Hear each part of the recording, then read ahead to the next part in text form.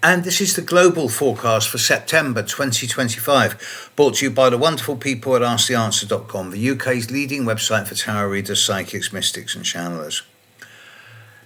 This is a month that's going to be interesting from an astronomical and astrological perspective.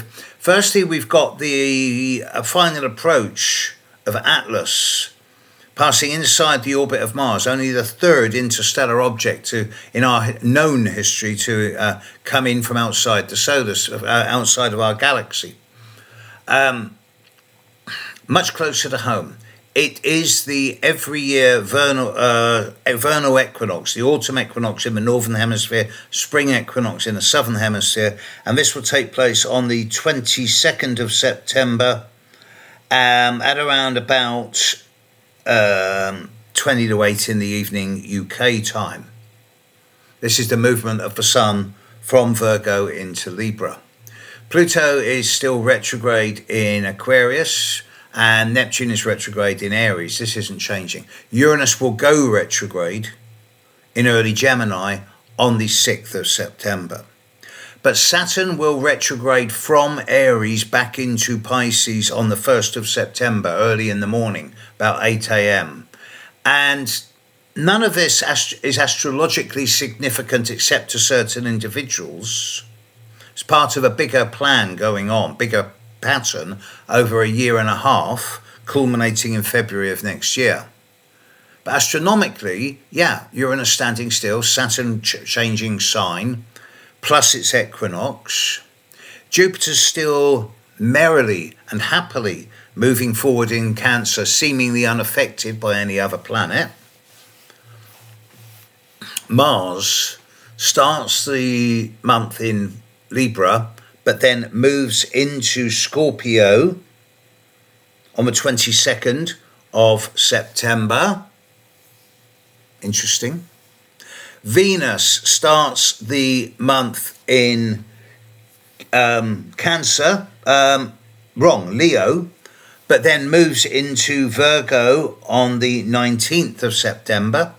And Mercury starts the month in Leo, moves into Virgo on the 2nd of September, and then whizzes through Virgo, moving into Libra on the 18th of September. So Mercury's only going to be in Virgo for 16 days. It's but then Mercury's moving at its fastest from our perspective.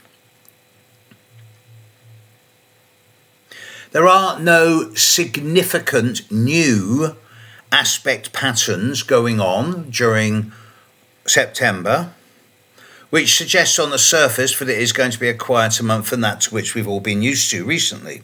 But, big but. On the one hand, Jupiter's moving forward in Pisces, in Cancer, and Saturn's retrograding in Pisces. And when they both stand still in a couple of months' time, they're going to be exactly trying each other.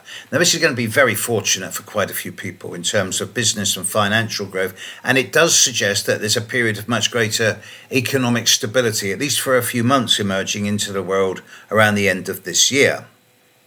Doesn't seem possible at the moment, I know, but nevertheless, this is what the astrological forecast is. But the big news of September concerns the eclipses. There is a partial eclipse of the moon. In fact, it is probably going to be a total eclipse. Indeed, it will be a total eclipse of the moon on the 7th of September. And this will be taking place around about 7:10 in the evening, UK time. So not many people in Europe are going to see this, but over the Americas you will. And this is happening at 15 degrees of Pisces, which is in itself is not aspecting many other planets in the sky. So I don't think that the eclipse of the moon on the 7th of September is going to be a big deal taken on its own. But it is a forerunner of what's to come, because on the 21st of September, there will be a partial eclipse of the sun. It's a near total, but not quite. Again, it's taking place at about 20 to 9 in the evening. So again, you won't see it from most of Europe. You will in the Americas. And this is happening at 28, 29 degrees of Virgo, opposite Neptune, almost exactly opposite Saturn. Weakly trine Pluto, strongly trine Uranus. This is part of the Great Reset. Talked about this a number of times. This is where Mars was making the kite rectangle and various other challenging aspects a few weeks ago. Now the Sun is going to be in the same position, directly aspecting Saturn, Uranus, Neptune and Pluto, and it's an eclipse of the Sun. To paraphrase the ancients, at the eclipse of the Sun, the king will die. Certainly in many cultures, Assyrian, Babylonian, even Sumerian, when the astrologer priests knew that there was an eclipse of the Sun coming up, they would substitute the king with a replacement for a couple of days, so that if the figurehead was taken out, it would be the replacement rather than the real king. I suggest that there are going to be some unexpected endings around the third week of this month, which is going to have a degree of finality about it, in a way that there'll be no coming back from. And it's a vital next step on the way towards the Great Reset that's coming up around the end of February with the Saturn-Neptune conjunction, and then the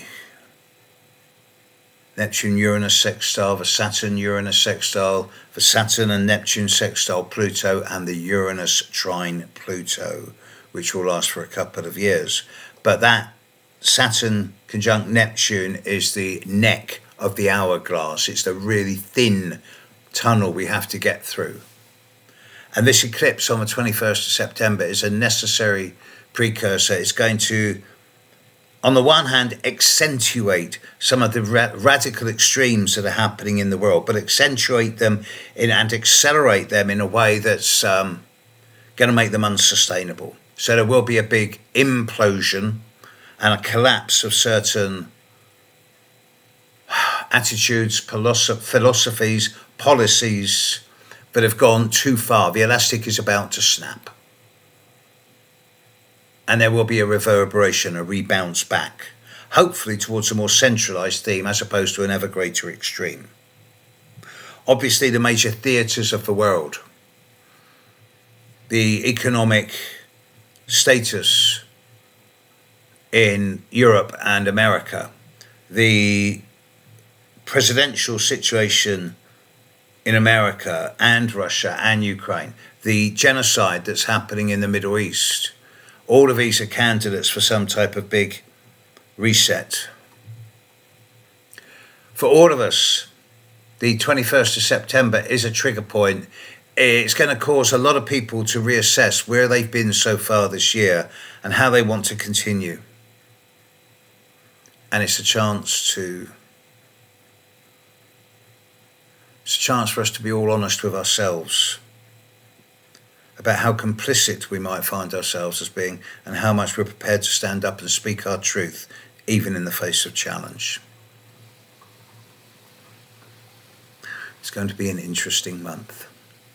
Catch you later, world. Bye.